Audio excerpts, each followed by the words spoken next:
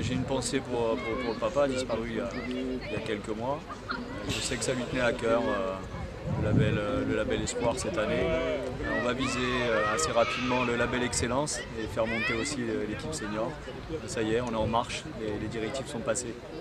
Au cœur du système, très clairement, pour l'obtention de tous ces labels, c'est Fabrice Coulon qui a su impliquer ces éducateurs, les rendre proactifs dans le développement de ce projet.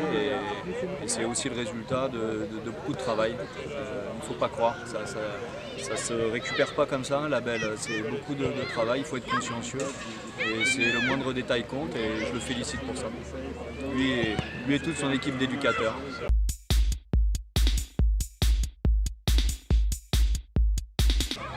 Le label est pour nous non seulement une belle récompense, c'est pas une fin en soi, c'est pas un aboutissement, c'est au contraire une première étape qui nous oblige en permanence à continuer sur cette voie et à essayer de continuer à progresser en restant modeste, mais en soulignant la qualité du travail qui a été accompli et qui nous a permis d'arriver, après la 6e année d'existence au club, d'enchaîner 2 fois en 6 ans, 2 labels différents, école de foot et espoir aujourd'hui.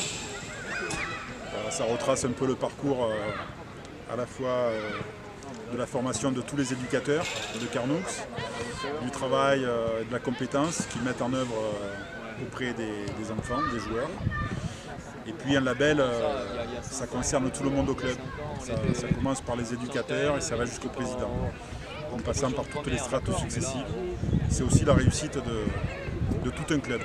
C'est de très bon augure pour la suite, puisque ça permet pour la première fois dans la commune de Carnoux d'allier à la fois la réussite sportive chez les jeunes et chez les seniors, puisqu'on a quand même des équipes seniors qui sont au plus haut niveau régional, en R1, mais en se préoccupant au moins tout autant du secteur jeune, à commencer par le football animation jusqu'au football à 11, jusqu'au U19.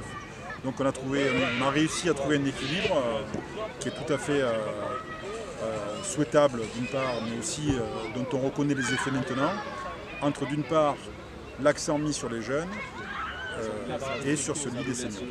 On est un petit village, on sait très bien que ça sera un petit peu difficile, mais justement, comme on est un petit village, on est condamné, on est obligé à bien former les jeunes pour qu'ils aient envie de rester chez nous et pourquoi pas plus tard venir composer les effectifs des seniors.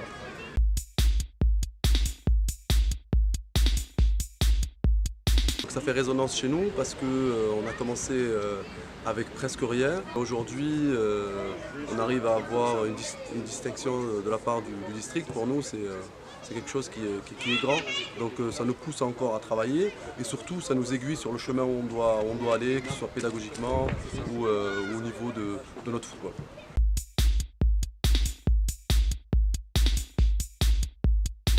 C'est une belle récompense pour la ville, hein. On est très fiers. Vous savez, la municipalité fait beaucoup d'efforts pour le club, pour les infrastructures.